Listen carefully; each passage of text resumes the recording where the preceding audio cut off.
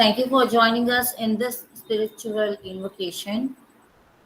To formally commence this evening's proceedings, I invite our beloved person, Dr. Nirmala Raghavan, Assistant Professor, to deliver the welcome address. Ma'am, please. Thank you, Pradeepa. A very good evening to one and all present here. On behalf of the Department of Corporate Secretaryship, I am happy and honored to welcome you all to the 7-day virtual faculty development program on tech-enabled student development in a VUCA-BANI world, preparing learners for uncertain future.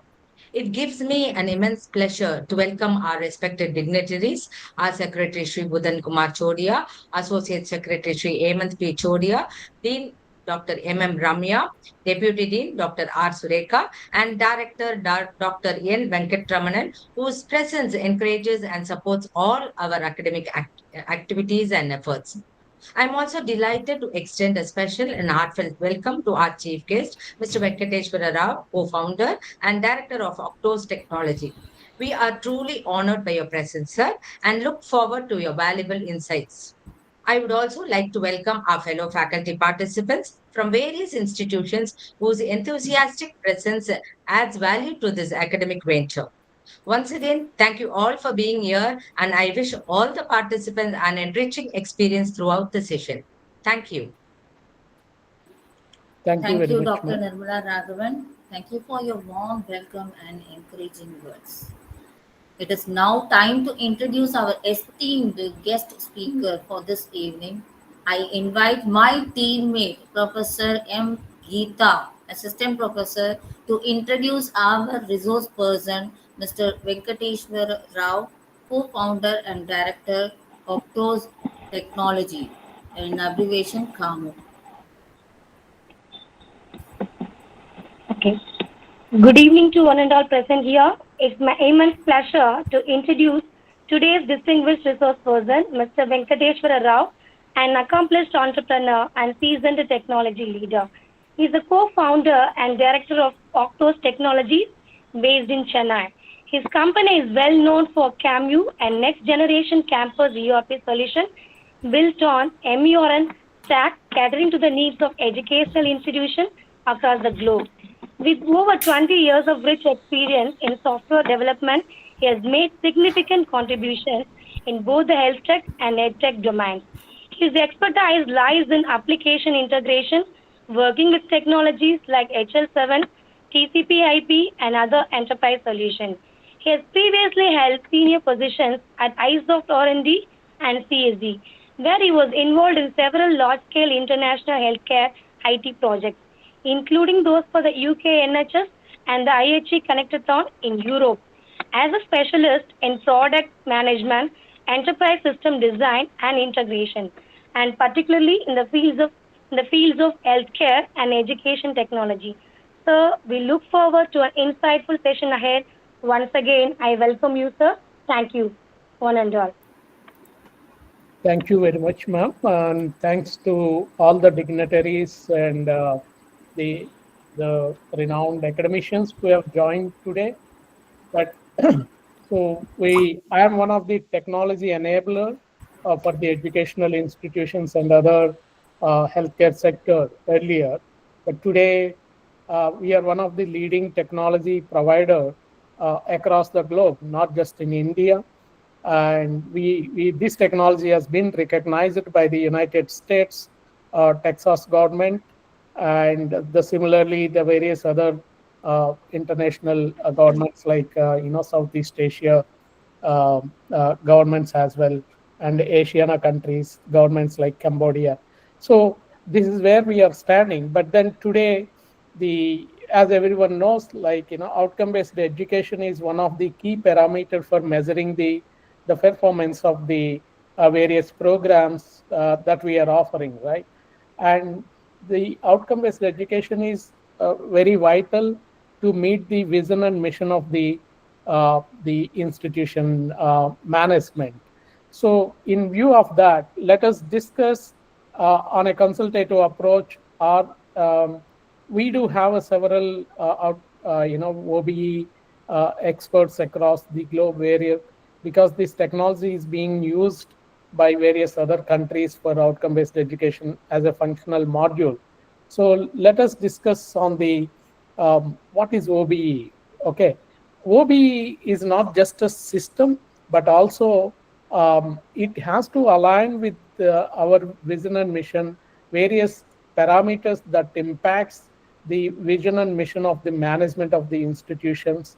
And it is a process. It is not just a technology. It is a process through which we will align, we will ensure that our vision and mission is fulfilled. So the technology is just an enabler, but then the people and the processes should be right in place. People should be enabled and inculcate their knowledge levels in terms of teaching and learning. So in that aspect, we need to have a, a properly designed curriculum to meet the objectives of our education. So that's very important. Not just technology, but also people and process is very important. So OBE usually expressed in terms of combination of knowledge levels, skill levels, competency levels, and abilities, and attitude in the sense like it's not just a personal attitude, but also uh, the way we design the curriculum. It will impact the education, learning attitudes and teaching attitudes. That is not just it's not nothing but like attitude of the person, right? So that's how the various parameters, those are actually impact the outcome based education. And the outcome based education process flow, the institution should have a vision and mission, and the program educational objectives should be formed according to the vision and mission of the institution management. Once we have the program educational objectives and vision and mission right in the place, so we need to derive the program outcomes and the course outcomes. The process flow is completely interlinked till the course levels. And OB addresses the following key questions. Okay, what do we want the students to have or be able to do that? So this may be the question. So when we have this particular question, then obviously our curriculum needs to be changed according to the trends, because the students 10 years ago, the trend is different, and today the trend is different. So our objectives needs to be modified according to the student learning abilities, and then the student attitude and their knowledge levels. So these are all various questions where we need to ask before we actually design the curriculum. So our designing of the curriculum should rightly impact with the student changes in the technology, changes in the career, changes in the job market. So various other parameters that we need to take into an account before we actually come out with the various outcome-based education parameters. So let me go back to the OBE framework here. The entire outcome-based education framework will actually impact the student learning outcomes, program, course content, and it actually revolves. All these parameters revolves around the outcome-based education. When the trend changes happens, so everything revolving around outcome-based education will undergo modifications. Our learning activities needs to be modified, teaching activities needs to be modified, our assessment pattern needs to be modified, and our course content needs to be modified. So all these parameters should undergo various changes when we are really wanted to attain the outcome-based education. But I wanted to say one thing: outcome-based education has got no standard, no two universities, no two colleges will implement exactly the same, because the it depends on the category of students that they are coming. It depends on the knowledge levels of the uh, the staff we are having. It depends on the curriculum that we design to teach to the students. So everything matters when it comes to outcome based education. That is the reason they every institution will have an autonomy to configure the outcome based education and measure the outcomes according to the various other impacting parameters as we discussed. And how do we implement the outcome based education for an accreditation? So accreditation is one parameter.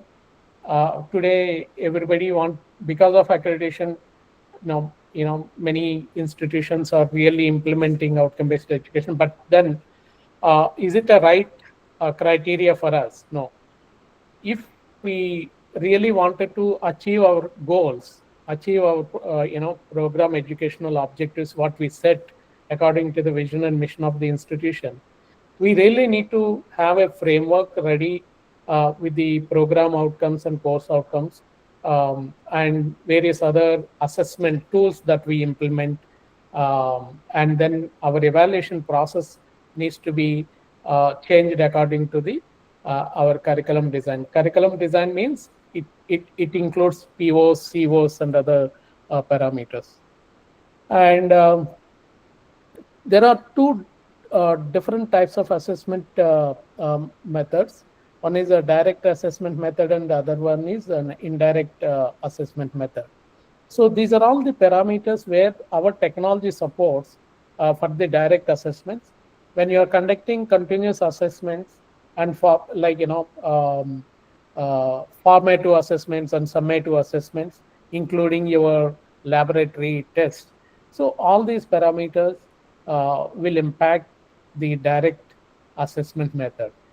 And in terms of indirect assessment method, like we should take the program exit surveys or course exit surveys, and we also need to take alumni surveys. We also need to take the feedback from the employer who have given the employment to all your alumni students, right? So these feedback mechanisms are very important. It contributes certain percentage of attainment calculation. And as I told you, there is no fixed weightage, but then we can always look at the weighted average method to calculate the attainments, both together, direct and indirect attainments. So the technology, whoever gives you the technology should support a weighted average, because it is very difficult for us to have a fixed weightage. Rather than weighted average is always a best method to conduct the attainment measurement. I'm going to showcase different methods, different processes that we execute using our technology. The number one is outcome-based education configuration. Before the outcome-based education configuration, this technology supports the Washington Accord technical framework using Bloom's taxonomy domains. So domains, outcome calculation is going to happen in our technology. So once you have a Bloom's taxonomy based domains, the OBE configuration and configure your program educational objectives, everything is a configuration. Because when we want to change the percentage of attainment, target attainment at later point of time, you should be able to, the platform should be able to flexible enough for you to change the percentage. So that's where it is, we call it as a configuration. And then assigning the course designers, course outlay list, and OBE weightages configuration, preparing for the question paper, because every question that we ask a students to answer, that should have in our course outcomes mapped to that. One question may test the student his analysis capability, his comprehensive skills, or his uh, cognitive skills, or cognitive or psychomotor skills. These course outcomes will actually impact these domains, Bloom's taxonomy domains. So that's where uh, you know the question paper needs to be correctly mapped to the course outcomes. And uh, and then when you want to really measure the performance levels of the student, or performance levels of a particular program or a course, so we need to have a mechanism or a technology that supports question wise mark entry. If we enter the total marks, there is no, a student got 80 marks out of 100. What does it mean? Whether he is really good at analytical capabilities, whether he is good at comprehensive skills, whether he is weak in certain areas, whether he is good at citation. All these things, how do we measure? If we map the course outcomes to a particular question. That's how it is been configured in the system. It is actually these processes are very well architected in the system. This is the outcome based education workflow. um, a, a student will opt for a particular program, and the courses are going to be enrolled automatically, or student is given a choice to enroll those courses, and then student undergo various assessments, and he will also both internal examinations or terminal examinations, and he will also be part of the feedback for for every, after every course. Okay. Even after every class that happens, our technology supports to gather the feedback from the student, whether he understood the topic or not, whether he not only the academic area, but also there are different services we provide to the student. After every service completion, this technology is supposed to take the feedback from the student. Suppose the student asks for a transcript. Within how many days did we actually provide the transcript? That indicates how professionally we manage. What are the proper procedures right in place in our college, right? That's important. And the student will be able to give the feedback, and this technology allow you to take the feedback from the student after every service that we fulfill. If the student is having a grievance in the hostel, he has a academic grievance, he has a grievance with the registrar department, whichever the department, all those grievances, within how many days did we sufficiently address? Whether the student is happy in providing such kind of services, addressing such kind of grievances. So these feedback will directly impact your indirect attainment. So all those areas are clearly mapped in our software. So these are the couple of screenshots we have taken here. If you look at it, this is how the OBE configuration. This is the first page in the outcome-based education module, whereas programs will have a number of POs that can be configured. Exactly how many our POs that you would like to? It could be 12 POs, 10 POs, and what is the minimum and maximum value that outcome chart generated, and each attainment level, what color that you really wanted to project to the, if an AC comes or an NBA comes. So it is very well architected with the color coding is given, right? So this is the program educational objectives and program outcomes objectives configuration. If you look at here, for each program outcome, there is the percentage of students should attain a level of 10. The 30% of students should get should get 10% in this particular PO. This PO description is the ability to apply knowledge and information technology develop program models and for industry problems. So this is how the entire landscape is configured for each and every PO. And the next is a course designers. So who can actually design this course? Not every faculty will be able to design the course. Hello? So These courses, for each course, who is the staff who is going to design these POs, course outcomes. So that's very important. Only those teaching staff or those designers will have an access to the course outlay list. Not everybody can access the course outlay list, because it's very important, because our evaluation is on the course, right? If something goes wrong, our evaluation percentage is configured, so obviously the performance levels will vary. So this is the course outlay list configuration screen.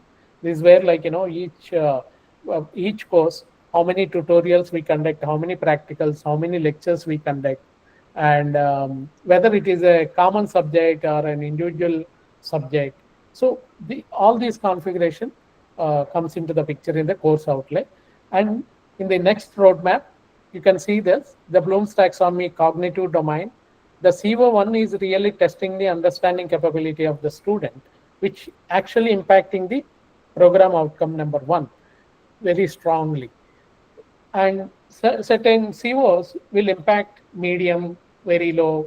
So certain outcomes, impact the program outcomes strongly, medium, and low. So that configuration is rightly available in the software.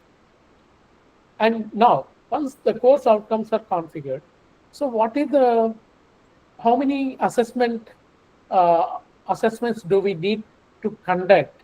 Like, you may be conducting some formative assessment, 2-3 formative assessments, asking system to take the best out of it or the average of the best, and then finally you may be conducting terminal semester end examinations.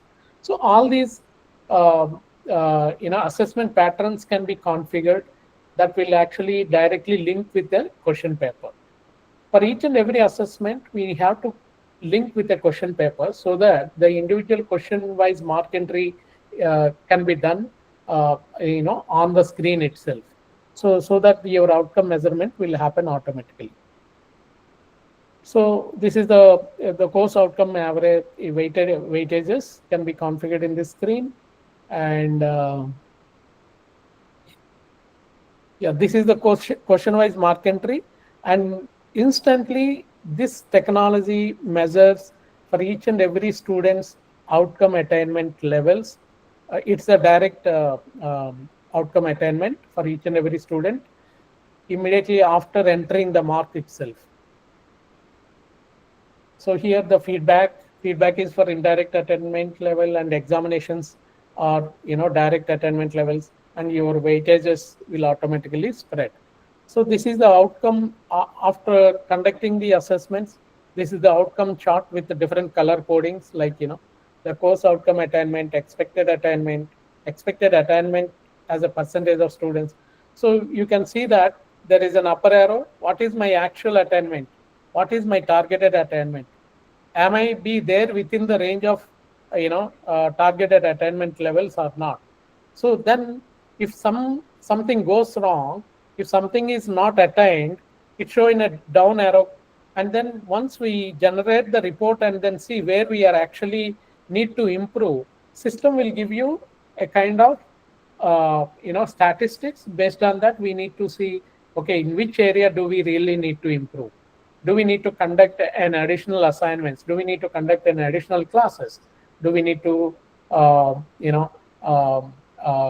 assign a mentor for the students who are actually got lesser marks, so that the marks will be improved in the next improvement examination, so that our outcomes will be much better than the previous assessment. So that's a bar chart. This is a spider chart. And these are all different levels. These are all articulation matrix, how our outcome-based education is configured. So a report will be generated from this articulation matrix that can be submitted to your NAC team. And various reports are available as part of our technology, dashboards and reports. With this, I think I've taken enough time. half an hour, but let me open the real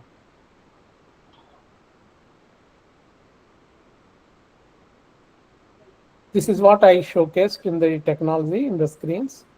These are the program educational objectives. These are the program educational objectives. These are all long-term objectives. These are all the program outcomes which impacts the program educational objectives. And this is the course designer's configuration. And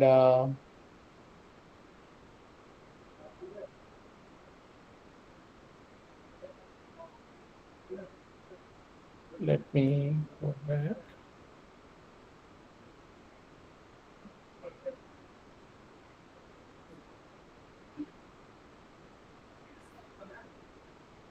This is the course outcomes mapping in the real software. These are all various assessment patterns. This is the OBE dashboard. This dashboard will actually indicate which department have actually completed their outcomes configuration, outcome-based education module configuration. If some department, see this department out of 10, they completed only one configuration. The BSc IT completed 3 out of 10. So this is how the ITSC department will be able to know which department is actually completed 100%, which department is not completed. See, these are all the course outcomes not assigned, and only one course has got approved by the head of the department. So this will help IQAC department to track whether the outcome-based education is rightly in place or not. So finally, the outcome chart can be generated using this particular screen.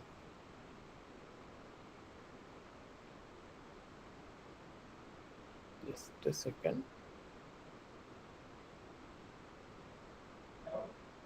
Let's see.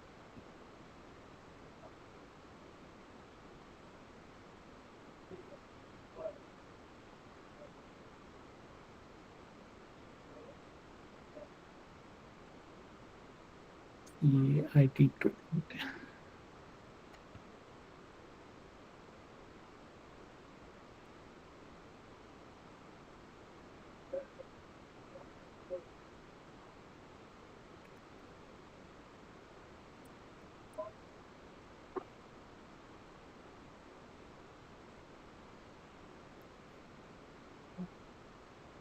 So you can point over each and every course outcomes here. So your course outcome, like expected attainment, certain courses will actually overshoot the attainment beyond the expected level. But then when we generate the program outcome chart,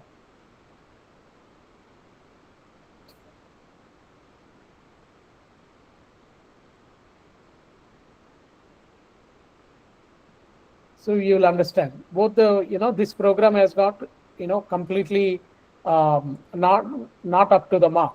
So then we have to generate various reports to understand where actually it is going wrong. So this is how the outcome-based education is structured in our technology.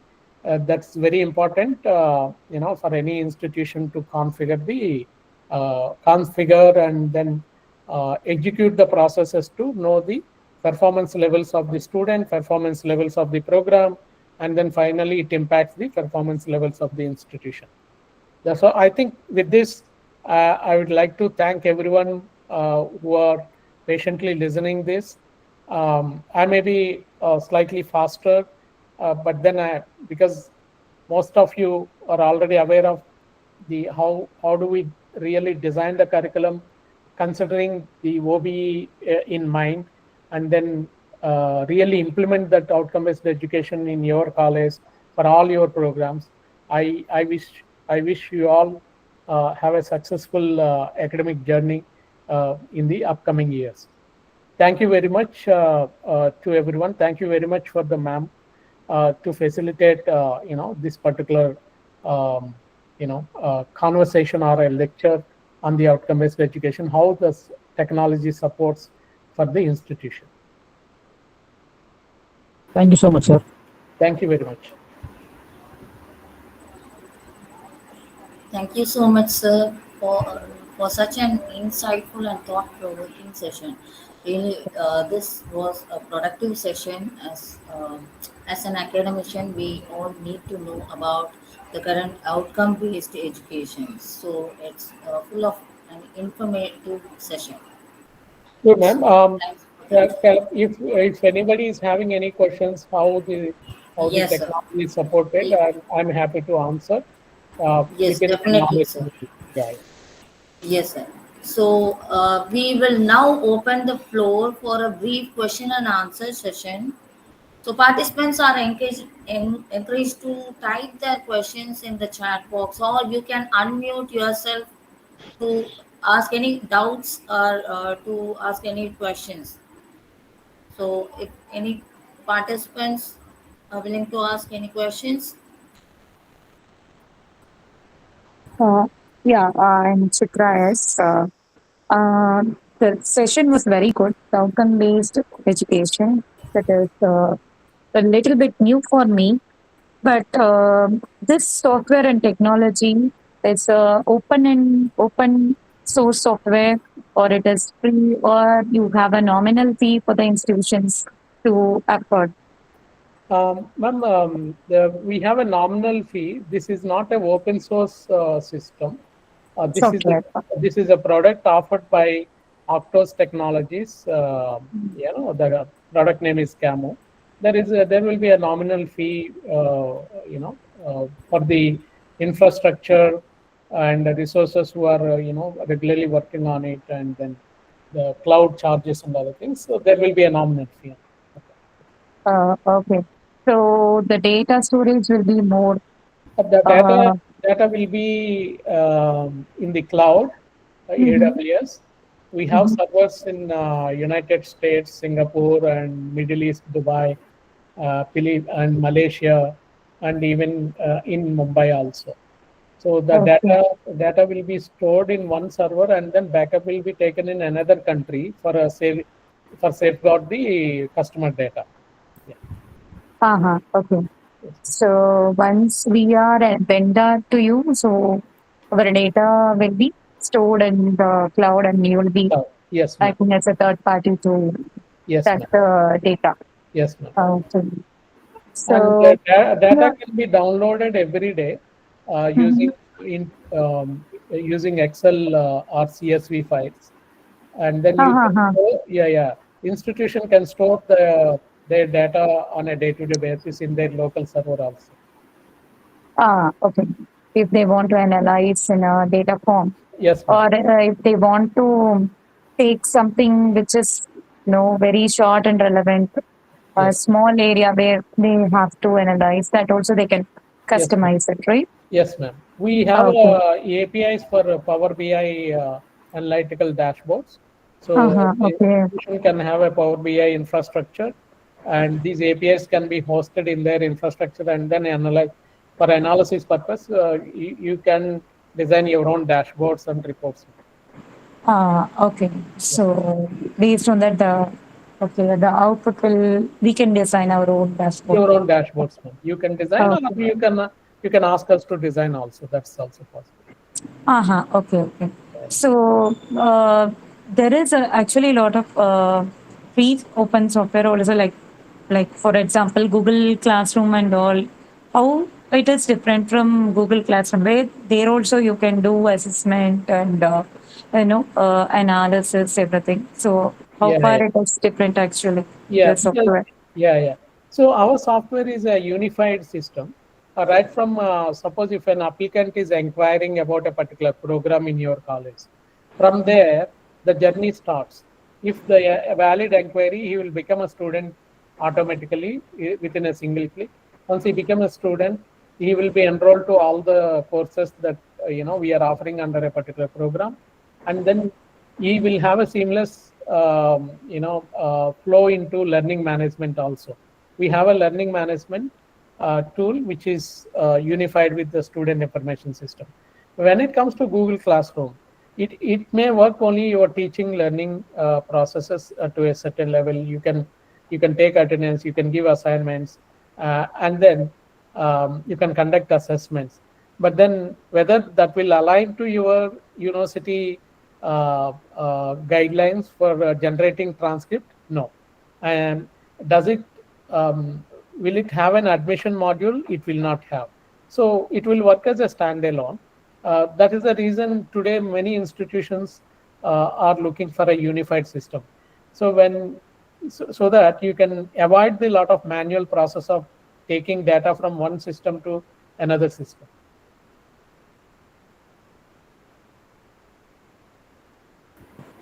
Yes, thank you, Oh, sir. Is there hello. any other questions from the Uh, participants? and also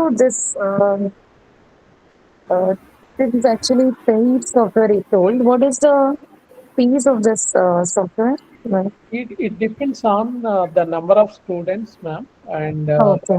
Hmm. it's like per student per year. It depends on also depends on how many functional modules that you require. We have more than Uh, we have more than 140 modules. I mean, it depends on what module is required. That the rate varies. okay. So you can give assignments and quizzes, all Yeah, those things are the available, right? our software, the moment when you upload your content, chapters, Mm.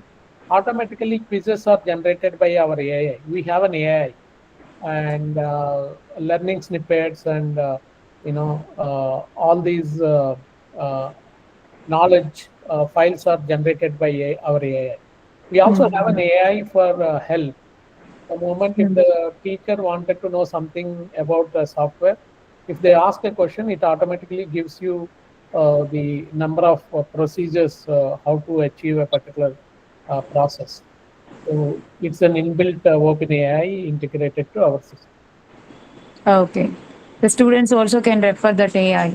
Exactly. Student also will have a CAMU assistant where if they want to know what is my grade in my last semester, so AI will fetch the data and then give it to them instantly.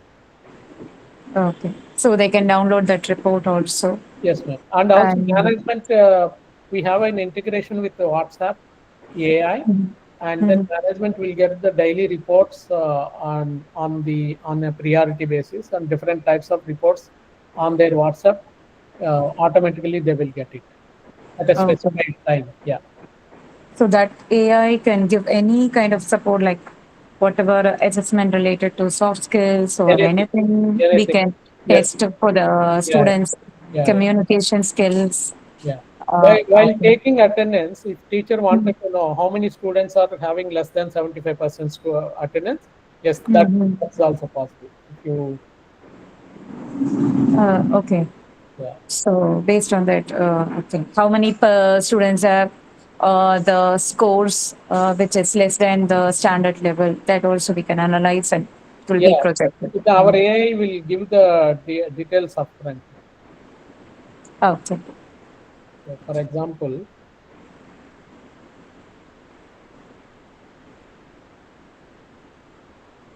can you see here? It Ah, are, yes. yes, there are 9 students currently falling below the recommended attendance threshold 75%. So there will be a call to action for all these 9 students. There will be a mail warning goes or SMS warning goes. All these things are there. Yeah. This is a kind of AI. Okay. So it will be directly sent to their mail IDs. Yeah, we also support world standards like the somebody wanted a color theme of this because they cannot see this color, but then they can see green color like this. Mm-hmm. They're all called WCAG standards of the world. And somebody wanted a font size extra large, large, default. So different font styles. These are all the world's WCAG standards, we 2.0, that we fully support that. Okay. Thank you, sir. Thank you so much for your. This is the AI, ma'am. How to take attendance. Our AI is replying now. These are all the steps to, you know, uh, Startup, okay, launchpad. Okay. yeah. Mm. So that's So there will be guidelines of how to, yeah, access a different models. yeah. Lot of there's so many features are there now, and this Mm. is our learning management. If you wish to see this, this is Okay. our learning management. Yeah, we support farm standards also. We are supporting Mhm. farm package can be hosted here. Okay. Yes. Thank you, sir. I mean, when you are interested properly, I can demonstrate the entire system for you to have a kind of idea on the how the technology supports efficiently for the institution vision and mission. Okay, sir. Thank you. Yes, thank you. Madam Chitra, thank you for the question, and it was a detailed explanation from our resource person. So thanks for it, sir. Thank you. Thank And you. is there any other questions from the participants? The virtual platform is open to all. If anything, any questions to be asked, you can now.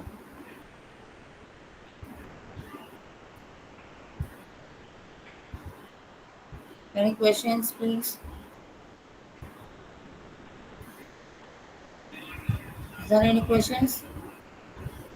No questions? Dear participants, fine, sir. Sir, thank you for addressing the queries so patiently and comprehensively. So, thank you very much. Thank And you. to, yes, sir. Thank you. To formally express our gratitude, I now invite our guardian angel of our department, Dr. R. Bhavani, Assistant Professor, to deliver the oath of thanks. Madam, please.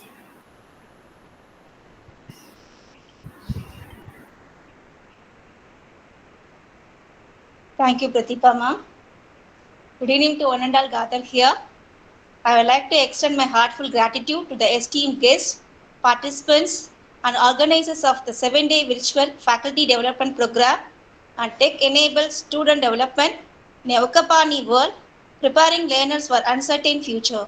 Our sincere appreciation and gratitude to our beloved Secretary, Sri Uttam Kumar Chodia, our Associate Secretary, Sri Hemant P. Chodia, our Dynamic Dean, Dr. M. Ramya, our Deputy Dean, Dr. R. Sureka, our Director, Dr. N. Venkatramanan, for their gracious presence and continuous support. Special thanks to our chief guest, Venkateshwara Rao, co-founder and director at Actis Technologies Chennai, sharing valuable insights. Thank you, sir. Thank you, We ma'am. appreciate the active participation of faculty members from various institutions, enriching the academic discourse. Thank you all for your contributions to the success initiative. Uh, the last but not the least, a special thanks to all the participants and all the organizing team. Thank you once again. Thank you to all. Thank you, ma'am, for your thoughtful words. Before we conclude, we kindly request all the participants to take a moment to fill in the feedback form for today's session. So the link will be posted in, as usual, in WhatsApp group. So kindly, please forget not to fill up or submit the form by today. So with that, we conclude day 3 of our FDP. Thank you once again to our resource person, Dr. Venkateshwara Rao, and to all our participants for your presence and attention. We look forward to seeing you tomorrow at 7 p.m. for day 4, which will be held equally inside. Till then, have a great evening. Thank you. Thank you all. Thank you all participants. Continue now.